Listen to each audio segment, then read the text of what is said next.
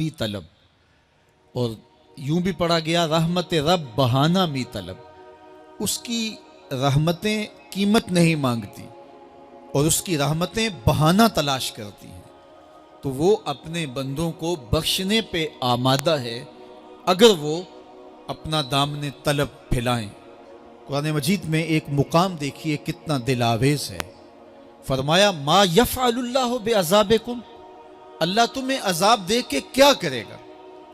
اس کی یہ چاہت نہیں ہے کہ تمہیں عذاب میں مبتلا کرے، اس کی چاہت یہ ہے کہ تم اس کی چوکھٹ پہ آؤ، جھولی پھیلاؤ، اس سے خیرات اور رحمت مانگو، اور وہ تمہارے ماضی کے سارے گناہ معاف کر کے، ساری غلطیاں معاف کر کے تمہیں اپنی رحمتوں سے مالا مال فرما دے۔ تو وہ بندوں کو بخشنے پہ، بندوں کی مغفرت کرنے پہ آمادہ ہے اور اس کی رحمتیں بہانے تلاش کرتی ہیں۔ اللہ اکبر۔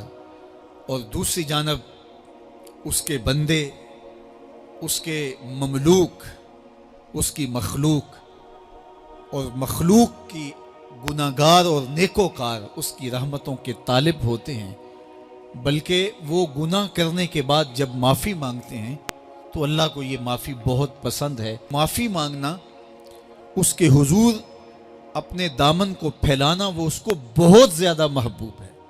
انسان کی فطرت کے اندر گناہ رکھا گیا ہے۔ آگ، ہوا، مٹی، پانی، یہ ان چار چیزوں کا مرکب ہے۔ اس کے جو عناصر ہیں اس میں کبھی اعتدال قائم نہیں رہتا اور اس سے گناہ سرزد ہو جاتے ہیں۔ گناہ کرنے کے بعد بندے کا اس گناہ پہ اصرار کرنا، اڑ جانا، ضد کرنا، توبہ نہ کرنا، اللہ کو یہ پسند نہیں۔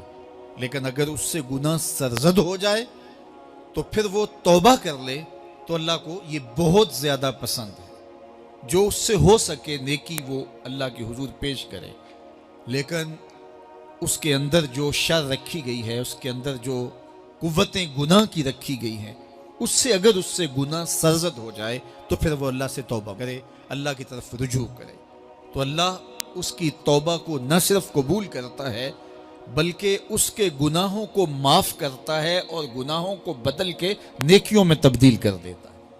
جب گناہ نیکیوں میں تبدیل ہو گئے تو جتنا بڑا گناہ گار تھا اتنا بڑا نیکوکار ہو گیا۔ حضرت سیدنا عمر رضی اللہ تعالیٰ عنہ بازار میں جا رہے تھے تو ایک شرابی نے ہاتھ میں بوتل پکڑی تھی شراب کی، تو حضرت عمر ہاتھ میں درہ رکھتے تھے اور آپ کا جاہ و جلال دیدنیت ہوتا، تو جو ہی حضرت عمر رضی اللہ تعالیٰ عنہ کو اس نے دیکھا تو ڈر گیا اور دل ہی دل میں کہا اے اللہ آج عمر کے قہر سے بچا لے، میں تیری بارگاہ میں سچی توبہ کرتا ہوں، اور جلدی سے شراب کو بغل میں چھپا لیا۔ اتنے میں حضرت عمر سر پہ پہنچ گئے اور گرج کر کڑک کے کہا کہ یہ تیری بغل میں کیا ہے؟ کیونکہ اس کو بوتل چھپاتے دیکھا تھا تو وہ ڈر گیا اور ڈرتے ڈرتے کہنے لگا حضرت یہ سرکہ ہے۔ اب تھی تو شراب، لیکن ڈرتے ہوئے بولا حضرت سرکہ ہے۔ تو حضرت عمر نے کہا نکال۔ جب نکالا تو شراب نہیں تھی، واقعی سرکہ بن چکا تھا۔ تو جب اللہ کے حضور کوئی توبہ کرتا ہے، اللہ اس کے گناہوں کو بدل کے نیکیوں میں تبدیل کر دیتا ہے۔ حدیث پاک میں آتا ہے کہ قیامت کے دن اللہ ایک شخص کو کہے گا کہ اپنا نامہ اعمال پڑھ، تو وہ نامہ اعمال پڑھنے لگ جائے گا۔ تو نامہ اعمال کے اندر چھوٹے گناہ بھی ہوں گے، بڑے گناہ بھی ہوں گے، تو اللہ سے حیا کرتے ہوئے، شرم کرتے ہوئے وہ بڑے بڑے گناہوں کو چھوڑتا جائے گا اور چھوٹے چھوٹے گناہوں کو پڑھتا رہے گا۔ جب وہ سارے گناہ پڑھ چکے گا اور کتاب ختم ہوگی تو اللہ تعالیٰ اسے فرمائے گا میرے بندے تو نے یہ جتنے گناہ پڑھے ہیں میں نے سب کو بدل کے نیکیوں میں تبدیل کر دیا۔ تو بندہ کہے گا اللہ ابھی تو میرے بڑے بڑے گناہ رہتے ہیں جو میں نے پڑھے ہی نہیں۔ فَضَحِكَ النَّبِيُّ حَتَّى بَدَتْ أَنْيَابُهُ، حضور جب یہ بیان فرما رہے تھے تو حضور اتنا مسکرائے کہ صحابہ نے حضور کی داڑھیں دیکھ لی۔ تو پہلے وہ بڑے بڑے گناہ چھوڑے جا رہا تھا، لیکن جب اللہ فرمائے گا کہ میں تیرے گناہوں کو بدل کے نیکیوں میں تبدیل کر دیا، تو وہ کہے گا ابھی تو بڑے بڑے گناہ رہتے جو میں نے ابھی پڑھے ہی نہیں۔ تو جب کوئی بندہ اس کے حضور توبہ کرتا ہے، اللہ یہ نہیں دیکھتا اس نے گناہ کتنے کیے ہیں، یہ دیکھتا ہے بندہ آیا میری چوکھٹ پہ ہے تو اللہ اس کے پچھلے سارے گناہ معاف فرما دیتا ہے۔ اللہ اکبر۔ میرے اور آپ کے آقا و مولا نے اللہ کے حضور توبہ کرنے اور اس پر اللہ کی خوشی اور اللہ کی خوشنودی کا ذکر کرتے ہوئے ایک مثال بیان فرمائی کہ ایک شخص صحرا میں سفر کر رہا تھا تو وہ ایک درخت کے نیچے دوپہر کاٹنے کے لیے سستانے کے لیے رک گیا اور درخت کے ساتھ اپنے اونٹ کو باندھ دیا اور خود لیٹ گیا تاکہ دوپہر کاٹ لوں۔ تھوڑی دیر کے بعد جب اس کی آنکھ کھلی تو اس نے کیا دیکھا کہ اونٹ ماں ساز و سامان کے ساتھ غائب ہے۔ اب صحرا میں اونٹ کا گم ہو جانا گویا زندگی چلے جانے کے مترادف ہے۔ تو اس نے دائیں بائیں بھاگ دوڑ کے دیکھا کہ کہیں اونٹ کا نشان مل جائے، لیکن اونٹ کا نشان نہیں ملا۔ تا حد نظر کوئی انسانی آبادی نہیں۔ وہ بھاگا اور تھک ہار کے دوبارہ اسی درخت کے نیچے بیٹھ گیا اور پیاس سے ہلکان ہوا جا رہا تھا اور درخت کے ساتھ ٹیک لگا کے لیٹ گیا اور موت کا انتظار کرنے لگا۔ جن لوگوں نے صحرا کا سفر کیا ہے ان کو اس بات کا اندازہ ہوگا کہ کئی 100 میل تک انسانی آبادی ہی نہیں۔ اب نہ کچھ کھانے کے لیے بچا نہ کچھ پینے کے لیے بچا، اونٹ بھی غائب ہو گیا، توشا بھی ساتھ ہی چلا گیا۔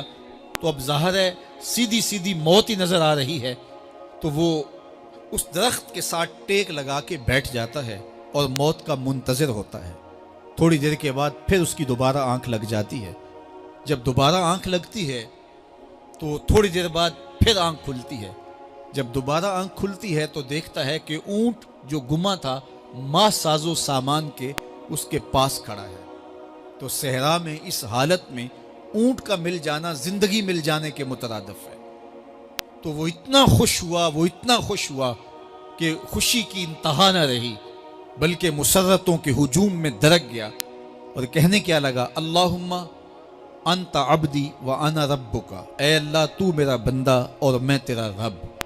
کہنا تو یہ تھا کہ تو میرا رب اور میں تیرا بندہ، لیکن مسرتوں کا ہجوم ہی اتنا تھا، خوشیوں کا ہجوم ہی اتنا تھا کہ زبان پہ قابو نہ رہا۔ کسی کے آنے سے ایسے ہوش اڑے ساقی کے، شراب سیخ پہ ڈالی اور بوتل میں کباب۔ کہنا یہ تھا اللہم انت ربی وانا عبدک، لیکن اس قدر خوش ہوا جب بھی تیری قربت کے امکان نظر آئے ہم اتنے خوش ہوئے کہ پریشان نظر آئے۔ تو کہنا یہ تھا کہ اے اللہ تو میرا رب اور میں تیرا بندہ، لیکن خوشیوں کے ہجوم میں وہ کہتا ہے اللہم انت عبدی وانا ربک، اے اللہ تو میرا بندہ اور میں تیرا رب۔ حضور یہ بات بیان کرنے کے بعد صحابہ سے پوچھتے ہیں کہ ذرا بتاؤ اس بندے کو کتنی خوشی ہوئی کہ خوشی میں زبان بھی قابو نہ رہی اور اپنے آپ پہ کنٹرول نہ رہا، اور خوشیوں کے ہجوم میں اسے یہ بھی پتہ نہیں چل رہا کہ وہ کیا بول رہا ہے۔ تو صحابہ نے عرض کی حضور بہت زیادہ اسے خوشی ہوئی۔ تو میرے حضور نے یہ بات کرنے کے بعد ارشاد فرمایا، جس طرح اس کو گما ہوا اونٹ ملا اور اس کی خوشی کی انتہا نہ رہی، تو فرمایا جب کوئی شخص توبہ کرتا ہے اور اللہ کی حضور پلٹ کے آتا ہے، گناہوں سے معافی مانگ کے اس کی دہلیز پہ آتا ہے، میرے حضور نے فرمایا اللہ اس سے بھی زیادہ خوش ہوتا ہے کہ میرا بندہ میری چوکھٹ پہ آ گیا۔ تو وہ یہ چاہتا نہیں کہ اپنے بندوں کو عذاب دوں، وہ خود آگ میں چھلانگے لگائے تو اس کی مرضی، اگر گناہ سرزد بھی ہو گیا ہے تو کوئی بات نہیں، معافی مانگ لی جائے۔ آپ نے نام سنا ہوگا محمود غزنوی اور ایاز کا، ان کا باہم محبت کا رشتہ بہت گہرا تھا۔ ایاز ٹوٹ کے چاہتا تھا بادشاہ کو، اب دیگر مصاحبین حسد کرتے تھے، بغض رکھتے تھے، وہ کہتے تھے یہ کوئی کیا اس میں کرشمہ اور کمال ہے کہ بادشاہ اس کو اتنا ہی چاہتا ہے۔ تو بادشاہ جب ان وزراء کا مشیروں کا حسد حد سے بڑا ہوا دیکھا تو ایک دن سب کو اپنے دربار میں حاضر کیا۔ دربار میں ایک تالاب تھا، تو اس میں مٹھی بھر کے موتیوں کی پھینک دی اور ایک وزیر کو کہا کہ یہ موتی نکال کے لاؤ، اور یہ خیال کرنا کہ تمہارا لباس بھی تمہارا بدن بھی نہیں بھیگنا چاہیے۔ تو سب نے کہا کہ یہ عجیب بات ہے کہ حوض کی تہ سے موتی نکال کے لائیں اور لباس بھی نہ بھیگے اور بدن بھی نہ بھیگے، یہ تو لازمی ہوگا۔ پھر دوسرے وزیر کو کہتا کہ یہ موتی نکال کے لاؤ تمہارا لباس بھی نہیں بھیگنا چاہیے، تمہارا بدن بھی نہیں بھیگنا چاہیے۔ تو وہ آگے سے حجت کرتا یہ کیسے ہو سکتا ہے کہ بدن بھی اور لباس بھی نہ بھیگے اور موتی بھی نکال لاؤں؟ تیسرے کو، چوتھے کو، پانچویں کو، ہر ایک آگے سے حجت کرے، یہ کیسے ہو سکتا ہے؟ پھر ایاز آ گیا تو بادشاہ نے ایاز کو کہا کہ یہ موتی نکال کے لانے ہیں اور تمہارا لباس بھی اور تمہارا بدن بھی نہیں بھیگنا چاہیے۔ ایاز